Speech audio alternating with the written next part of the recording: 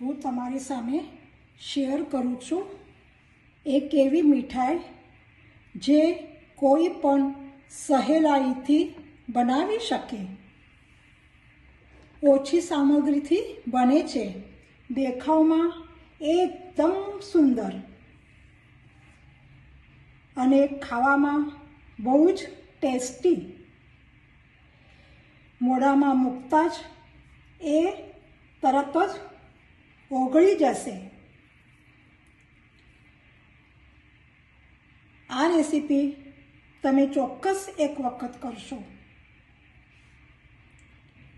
હું વીણાસ કિચનમાં તમારું સ્વાગત છે। આજે બનાવીશું કેસર પેંડા અને પિસ્તા પેંડા। તો ચાલો શરૂ કરીશું રેસીપી।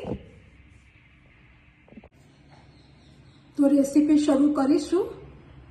આજે બનાવીશું પિસ્તા પેંડા। એના માટે ફૂલ ક્રીમ દૂધ લેવાનું છે, જે આ 1 કપ છે। હું ગેસની ફ્લેમ ચાલુ કરી દીધી છે। એની અંદર ઘી નાખવાનું છે અને બંનેને વ્યવસ્થિત રીતે એને મેલ્ટ કરી લેવાનું છે।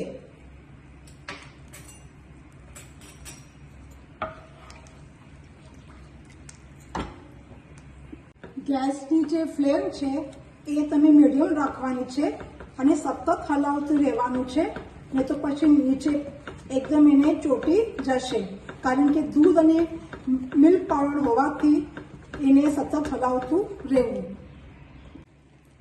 અને આનો એક ડો બનાવી લેવાનો છે। મારું થોડું ઘટ્ટ થવા લાગ્યું છે, તમે જોઈ શકો છો। આપણું જે આ પેન છોડી રહ્યું છે, આવી રીતે એકદમ ઘટ્ટ એને ડો બનાવવાનો છે। અને આપણું લગભગ થવા આવ્યું છે। આપણું જે ડો હતું એના અંદરથી આ થોડું ઘી હતું એ છૂટું થવા લાગ્યું છે, તમે જોઈ શકો છો।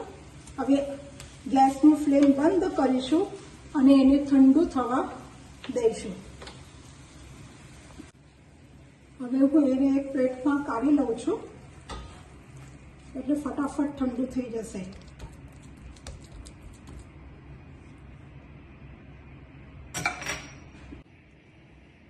આપણે જે માવો છે અત્યારે બનાવેલો, હવે ઠંડો થઈ ગયો છે। હવે એને હું સરખો કરીને એની અંદર દળેલી ખાંડ નાખું છું। આ બધાની સામગ્રી છે એ હું ડિસ્ક્રિપ્શનમાં આપી દીધી છે।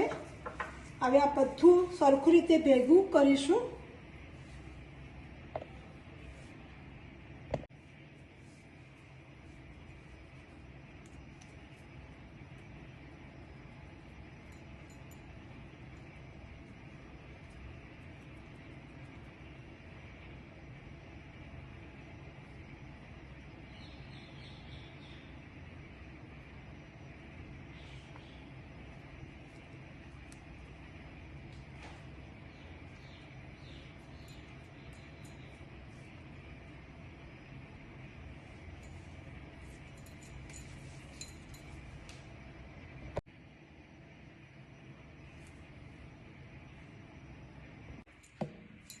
હવે એની સાથે વ્હાઈટ પેંડા બનાવી લઈશું। એના માટે હું ઉપર કેસર લગાડેલું છે, તમે જોઈ શકો છો। આવી રીતે બધા જ કરી લેવાના છે।